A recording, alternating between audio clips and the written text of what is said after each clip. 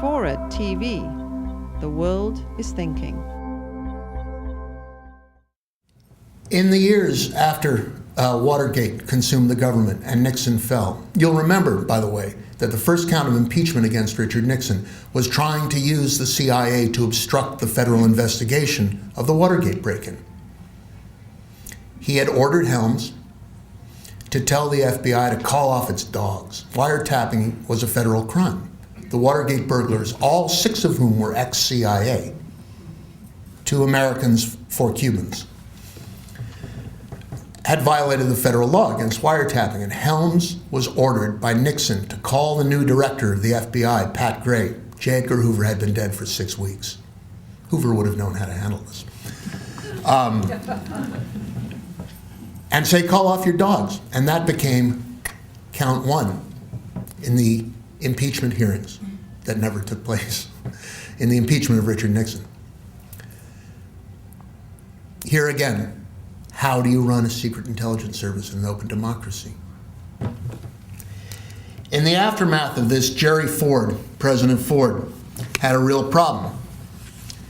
He wanted to keep the secrets, and in order to do that, he fired the director of Central Intelligence he had inherited, Bill Colby, because Colby wanted to make a clean breast of it. He wanted to try and reconcile the tension between secrecy and openness. And Ford and Kissinger and Ford's very wily chief of staff, Don Rumsfeld, didn't want to do this. So in a very subtle move, and we have Don Rumsfeld to thank for this, they decided at once to appoint a more compliant director of Central Intelligence and to neutralize a potential opponent in the 1976 Republican nomination. And they selected George Herbert Walker Bush to run the CIA. And Bush at first was horrified. And he wrote in his diary, "Bury Bush at CIA, B-U-R-Y, bury Bush at the CIA, question mark. It's a graveyard for politics." And he wrote to Ford, "I see this as the total end of any political future." Then he took the job. He was a patriot. He was a loyal public servant.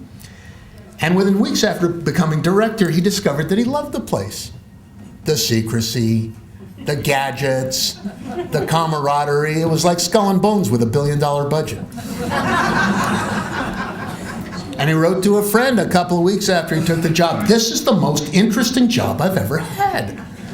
And in less than 11 months at the helm in 1976, he did a lot. He improved morale, he sort of righted the ship a little bit, and he used the agency very deftly as a political base for his soaring ambitions.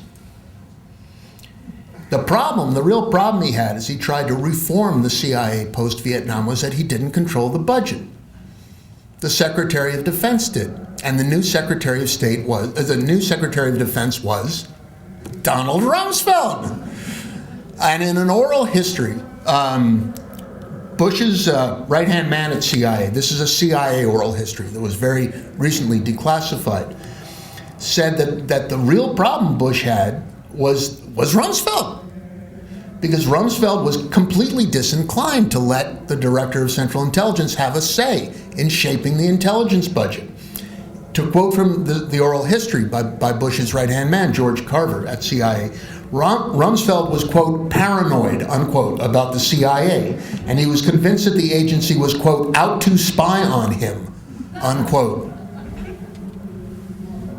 There is a pattern in the past, ladies and gentlemen. There is a pattern.